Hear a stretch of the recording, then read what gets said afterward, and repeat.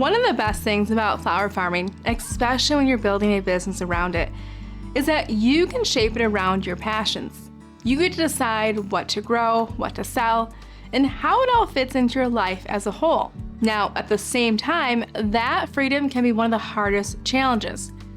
I mean, with so many options available, it's easy to feel like you have to grow every popular flower that's out there. And when you see everyone else planting the same crop, well, it can feel like you're falling behind if you're not growing it too. We just wrapped up an incredible tulip season here at Two Sisters. And I know if you're in a warmer climate, your tulips likely bloomed ages ago. But here in West Michigan, we're still very much in the thick of spring. In fact, much of this past week has been extremely damp with only highs in the mid-50s. And our tulips, with their bold colors and graceful stems, well, they only just finished blooming for us. Now, yes, we are already gearing up to dive headfirst into the upcoming summer season. But this moment, right after a crop has finished blooming, it's when I like to ask the hard questions. Did this crop really work for us? Should we grow it again? Because here's what I've learned over the years.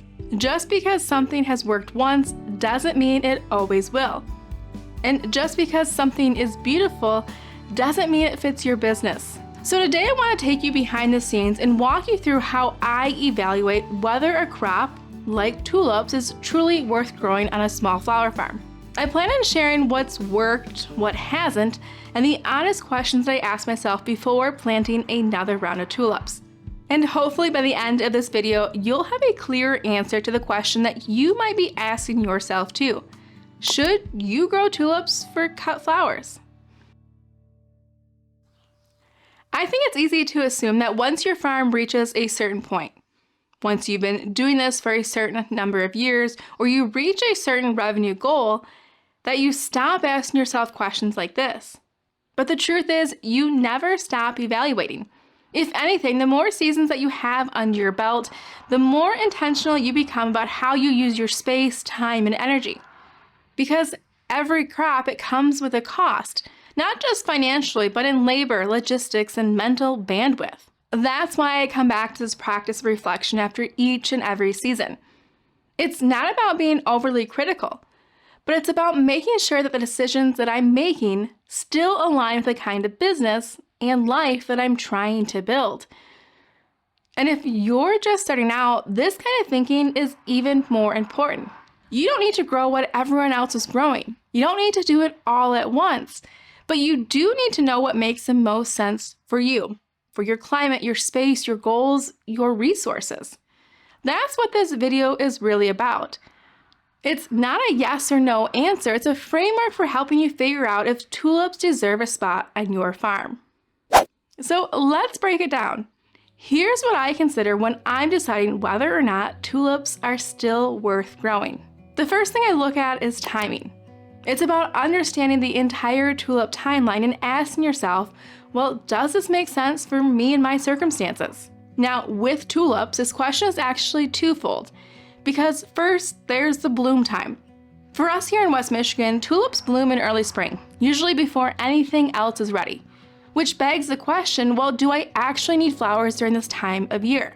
Are we trying to bring in income in early spring? Do we want to get in front of our customers that early? Now for me, the answer to that question is yes. I love how tulips kick off our season. They help us connect with our audience after the quiet of winter, and they set the tone for what's to come. But I think it's important to point out that tulips aren't the only crop that can do this.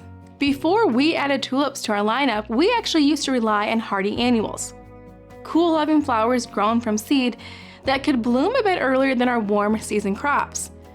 Now, hardy annuals, they don't flower at exactly the same time as tulips, but they gave us the same benefit, extending our season earlier and helping us get bouquets in people's hands before summer truly arrived. So if your goal is to have flowers available in early spring, understand that tulips are just one way to get there. They might not be the only option or even the best one for your specific goals and setup. Now, in terms of timing, like I said, it's not just about when tulips bloom, it's also about when they're planted. And that's where things can get a bit tricky. You see, tulips, they may be spring blooming, but they're generally fall planted. For us, our tulip bulbs arrive in mid to late October, right around the time when we're already stretched thin. It's the same time of year that the garden needs to be cleaned up. We're still deep in our pumpkin season, and because we operate as a 4-season farm, well, we're also busy prepping for our winter workshops. Tulip bulbs, they tend to arrive right at the height of our fall busyness, only adding to the chaos. I mean, they come in bulk on pallets and they need to be unpacked, sorted, and planted fast. As you can imagine, because our fall is already so full, adding tulips to the mix meant that something else had to give. And for us, that trade-off was digging our dahlia tubers. Now, let me explain. In our early years at Two Sisters, we used to follow the traditional dahlia timeline. Dig the clumps, store them over the winter, and divide them in late winter with the hope of eventually hosting a tuber sale.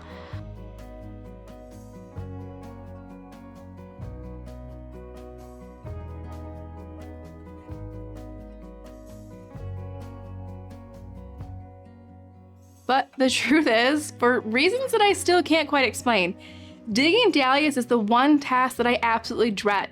Year after year, it's the one job that I push to the bottom of my to-do list. Now, at first, I chalked it up to just inexperience. I mean, nobody loves doing something they're unsure of.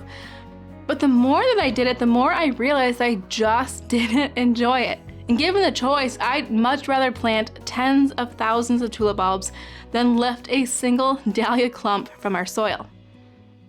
So I gave myself permission to get creative, to spend more time doing the things that I enjoyed, and stop forcing myself to power through the ones that I didn't. Now, sure, I could have hired help to dig the tubers and technically made both tulips and dahlias happen, but I love the path we chose instead. We now host a You Dig Dahlia event each fall. It's where we invite our local community to come out and dig the clumps for themselves. Now, for some people, it's a hands-on learning experience. They've never seen a dahlia tuber before. And for others, it's a chance to stock up on varieties at a fraction of the usual price. And for us, the revenue from that one event, well, it covers the cost of reinvesting in new tubers the following season, without pulling us away from what matters most during our busiest stretch of the year. That's the kind of realignment that comes from asking yourself, do I actually have the capacity to take this on? Because tulips aren't just a beautiful spring bloom, they're a fall commitment too. And if your fall season is already full, well, it's worth pausing to ask, what would I need to let go of in order to make room for this? And am I willing to make that trade? Now, the next consideration I want to touch on is labor. And yes, timing and labor, they tend to go hand in hand. But I found that it's helpful to think about them separately, because the next thing that I always weigh is the actual workload that tulips require. Even though tulips are often seen as a plant and forget type crop, that's only partially true. Yes, once your tulip bulbs are in the ground, they're relatively hands-off through the winter. But the moment they start to bloom, things move quickly. There's harvesting and bunching and storing and selling, and it often all hits at once. For us, that early spring window tends to feel like the starting gun for the whole season. There's very little easing into it. It's a sprint from day one. And while tulips don't require ongoing weeding or staking or netting like some other crops, they do require a concentrated burst of effort. You're not just snipping stems, you're pulling bulbs, often in cold, wet spring soil, and doing so in bulk. And depending on your climate, that can mean working in cold, wet spring conditions. Especially if you're growing at scale or working solo, this can be a lot to take on. I always recommend asking yourself, what does your spring usually feel like? Is it quiet and manageable? Or are you already stretched thin trying to start seedlings and prep beds and get your season off the ground? Because even though tulips are a relatively short season crop, the work they require shows up all at once. And if you're not ready for it, it can feel overwhelming fast. Now, if you've never harvested tulips before, I actually recorded a video recently walking you through our full tulip harvest and processing routine. If you're thinking of growing tulips in the future, I encourage you to watch it. It gives a more complete picture of what's really involved behind the scenes during tulip time. I'll link it for you in the description box below. Okay, another factor that I always consider is whether I actually have the resources and the physical space to grow tulips well. I've shared plenty of times before that I don't have a high tunnel or a heated greenhouse. We don't have an abundance of protected grow space to work with. So for me, the question has always been, well, how do I make the most of the space that I do have? And that's one of the reasons that I love crate-grown tulips. I mean, they're compact, they're efficient, and it's scalable. On average, we're able to grow about 65 to 75 tulips per crate, which is far more dense than we could manage with most other spring crops. If we were to grow something like ranunculus or anemones in those same crates, we wouldn't come close to that same kind of stem count. The great thing about our tulips is because the crates can be stacked and stored and tucked away in corners of our garage, we're able to stretch our season and production capacity without needing to add infrastructure. But even crate growing isn't without its challenges. I mean, you need a space that stays cold enough through winter to hold those crates. Think of an unheated garage or a barn. You'll need to sanitize those crates between uses to avoid disease. You have to be mindful of issues like tulip fire, which is a fungal disease that can persist in soil or on surfaces and affect future tulip crops. Now, if you're growing in ground, that risk shows up a little bit differently for you. Most growers are advised to rotate their tulip plantings year after year to prevent disease buildup, but rotation only works when you have the space to do it. Now, I'm sure there's workarounds, and one potential solution is to grow tulips one year and follow with another spring crop the next. It's not a perfect system by any means, but it might help you reduce the risk of disease if space is tight. So before you decide to grow tulips, it's worth asking, do I have the infrastructure and space to grow them well? And just as important, do I have the systems in place to reuse, rotate, or reinvest each season? Because tulips can absolutely be grown creatively, but they do require thoughtful planning, especially if you're working within limits like I always have. So the next thing that I always think about is climate, because tulips are one of those crops that either fit your environment naturally or they require some extra effort to make them work. Now, here in West Michigan, we're pretty lucky. Our winters stay cold long enough to give tulip bulbs the chill period they require. Now sure, we've had years where spring warms up a little faster than we'd like, but for the most part, we can rely on our climate to support a strong tulip crop without much intervention.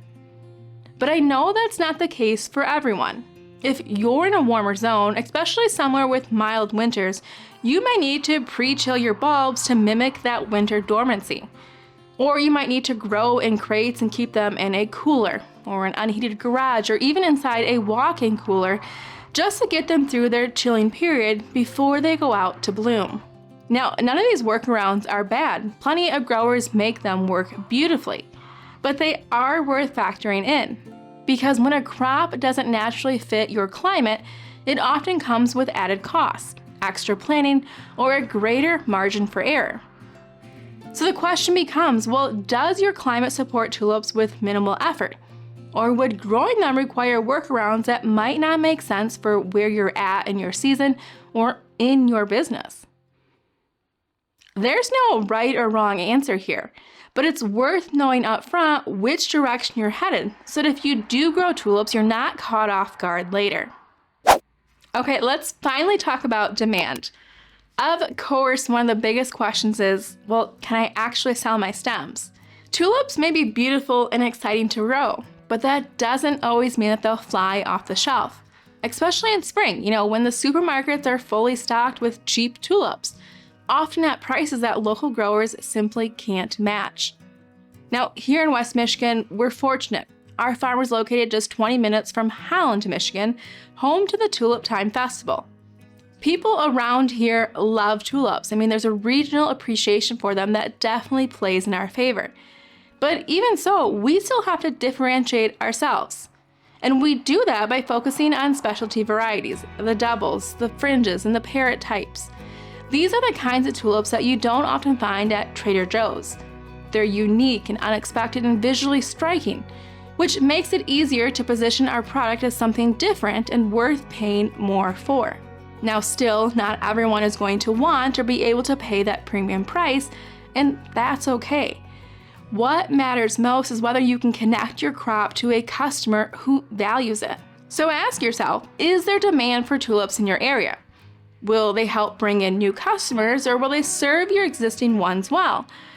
And if not, are there other spring crops that might serve the same purpose more effectively for you? I do want you to understand that sometimes demand isn't about what people already want. It's about what you can introduce them to. But it helps to start with an honest understanding of your market.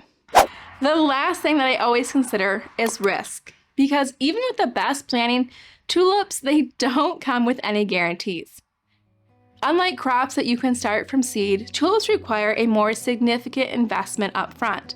You're often purchasing bulbs, usually hundreds or thousands at a time. You're paying for shipping and doing all of this months before you'll ever see a single bloom, and that's if everything goes all right. And like anything in farming, things don't always go well. I mean, there's too much rain, a stretch of unexpected heat, an early thaw, or a surprise cold snap at just the wrong time. It can all impact your crop. And then there are critters, deer, voles, squirrels, who seem to know exactly when your tulips are just about to bloom and they come for them first. For most growers, tulips are treated as annuals, meaning that you won't be reusing those bulbs next year. So if something goes wrong, there's no do-over. You're lost your crop and your investment. And I don't say that to scare you off. Tulips can absolutely be worth it. But it's important to know what you're stepping into and to ask yourself, well, how much risk am I comfortable taking on right now? Are you in a season where you have some margin to experiment, or are you still in the stage of needing every dollar and every decision to stretch as far as it can? I want you to know that there's no shame in playing it safe if you need to. I mean, there's no medal for pushing past your limits just because a crop is beautiful. Tulips, they are beautiful, but they're also a bit of a gamble. So before you plant, just make sure it's a bet you're actually okay making. Now, before we move on, I like to pause right here because if your head's spinning a little bit, I get it. There's a lot to think about with a crop like tulips, and the truth is, you don't have to have it all figured out right now. But these are the sort of questions that I return to year after year. Do I need flowers blooming during this time of year? Do I have the bandwidth both in the fall and the spring to give this crop what it really needs? Do I have the space and the systems to grow tulips well with the resources that I have? Can I make tulips work in my climate without burning myself out? Will they actually sell in my area and to the kinds of customers that I want to serve? And most importantly, am I okay with the risk? There's no perfect formula, but taking time to reflect on questions like these has helped me make decisions that feel good, not just profitable, but sustainable. And that to me is what makes a flower farm worth building. When I first decided that tulips might be worth growing, it wasn't some grand business decision. There was no detailed plan, no perfectly prepped bed, no certainty that it would work out. I had a few hundred bulbs tucked into an empty flower bed in my landscape, and honestly, I didn't expect much. But when those first blooms showed up that spring, something shifted. It wasn't just that they were beautiful, though they were. It was the quiet realization that this could actually work, that this crop, which felt so intimidating from the outside, might be worth figuring out, that there was potential here, something that I could build on. And so I gave myself permission to keep going. Not all at once, not perfectly, but steadily. And fast forward a few years, and we now grow more than 12,000 tulips each spring with over 20 varieties in our rotation. What once felt sort of out of reach has become something we do every season, and with far more ease than I could have ever thought possible. That small start, it gave me the confidence to keep building, and that's the part I hope you don't miss out. You don't have to grow thousands of tulips to start. You don't need to commit to crates or coolers or dozens of different varieties. You just need enough curiosity and enough margin to give it a try. Because sometimes the most powerful thing isn't the size of the crop, but what it shows you about what's possible. If there's one thing I've learned through flower farming, it's that just because something is beautiful doesn't mean it's easy, But just because something is hard, well, it doesn't mean it's not worth doing. Tulips may not be the right crop for every flower farm, but they just might be the right crop for yours. But only you can answer that. My hope in sharing all this with you today isn't to convince you one way or another, but to show you how I think through decisions like this in my own business. To remind you that you don't have to follow someone else's path, and that sometimes starting with just a few bulbs in a quiet garden bed is all it takes to grow something bigger than you ever expected. Your tulip season, whatever that may look like, it's allowed to work for you.